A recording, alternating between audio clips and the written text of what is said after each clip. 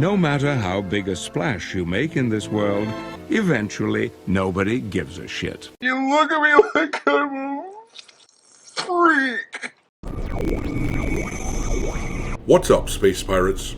This is your Admiral, the ridiculously ruthless Dr. Disaster, and the official X account for Assassin's Creed congratulated Sucker Punch on the release of Ghost of Yotei. And at first, you might think that they did this because they both released games set in the olden days of Japan, but now, after seeing a few clips from Ghost of Yotei, I'm starting to think that it's because that they both made games that were full of bugs.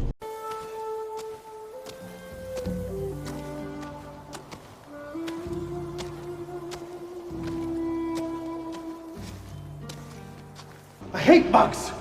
Or maybe Assassin's Creed is recognizing Ghost of Yotei as their kin for the fact that they both waded into the deep end of the culture war. Sucker Punch decided to replace Jin Sakai with a girl boss, and then they went out of their way to hire the craziest progressive shitlib that they could find to be the main character of their story, and then, to top it all off, they got themselves in trouble with the Charlie Kirk tragedy as their now former employee decided it would be a good idea to celebrate it happening. Maybe this post from Assassin's Creed is just them giving a tip of the hat because they, in particular, recognize the skill it takes to drive so many loyal fans away. You're both just awful. In any case, the launch day of Ghost of Yotei has come and gone, and I've gotta say, I really haven't seen a whole lot of chatter about the game. As X account Trigger Point here points out,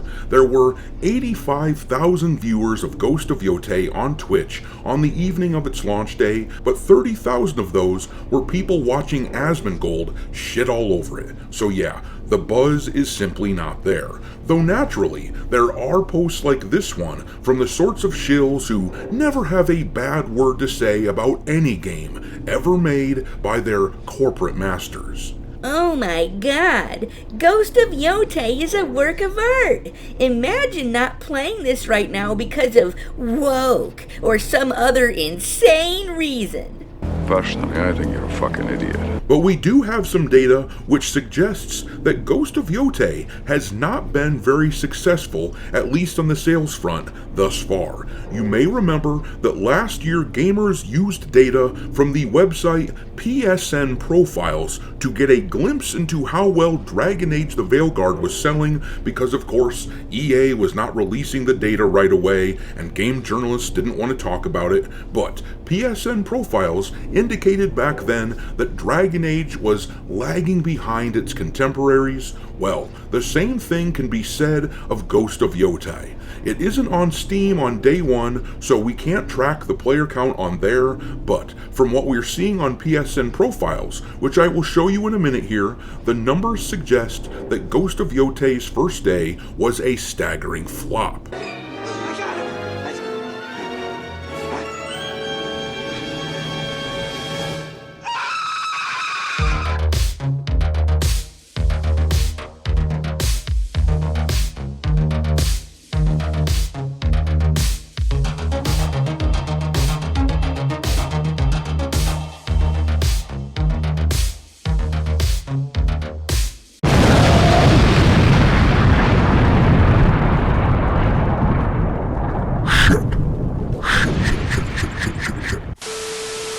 Alright, me hearties, make sure that you hit the like button on this video, share it with your friends, and subscribe to the channel if you haven't already. I've had a lot of people tell me that they have been unwillingly unsubscribed to the channel recently, so make sure you check into that, and also give me a follow over on X, where my handle is Dr. Disaster1, and if you feel like supporting the channel and helping keep the lights on, consider becoming a member for as little as $5 per month. In any case, let's talk about what we're seeing for Ghost of Yotei.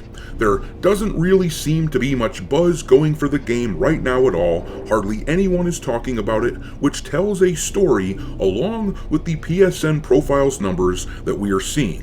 Now, the important thing to note about the website PSN Profiles is that it is a third-party website and does not even come close to reflecting the entire PlayStation gaming community. In fact, it is estimated to have around 1% of the total players of PlayStation on it. That being said, the people that sign up on the site and upload their data tend to be more hardcore gamers, so they tend to be a bit overrepresentative of the people who buy new video games. In other words, this roughly 1% slice of PlayStation users is more likely to purchase a new release than your average gamer. But for the sake of simplicity, we will take this data that we see from PSN Profiles and extrapolate it out to the entirety of the PlayStation player base. So, with that in mind, here is what we are seeing on PSN Profiles for Ghost of Yotei. As of right now, the game has approximately 3,000 owners, meaning that 3,000 people who use the site have actually purchased the game. Now, if you do the simple math and extrapolate this 1% of the community out to the rest of PlayStation users, this suggests that on the launch day of Ghost of Yotei, they only netted around 300,000 purchases of the game. That is an extremely low number, if true, keeping in mind that within the first few days of release, Ghost of Tsushima announced that they had sold about 2.5 million copies. This would explain why the official X account for Sucker Punch never said anything about sales numbers yesterday, though it's always possible that they do say something in the next few days. Instead, they just had a bunch of posts like this one here, where they thanked Assassin's Creed for congratulating them. But just to give you an idea as to how this is not looking particularly good for Ghost of Yotei, let's compare its numbers on PSN Profiles to some of its recent contemporaries.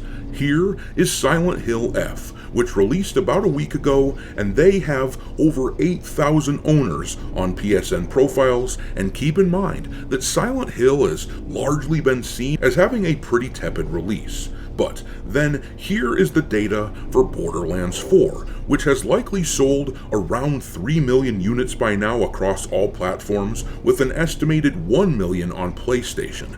They have just about 15,000 users on PSN Profiles, so they are smoking Ghost of Yotei. And then this here is the number for Hollow Knight Silksong, with just over 14,000 people owning that game on PSN Profiles. Once again, they are kicking the shit out of Ghost of Yotei. And then, here are the numbers for Metal Gear Solid Delta Snake Eater, which released about a month ago, and they had about 11,500 owners of that game. But I guess I will give Ghost of Yotei this: they are at least ahead of the Final Fantasy Tactics release from the other day.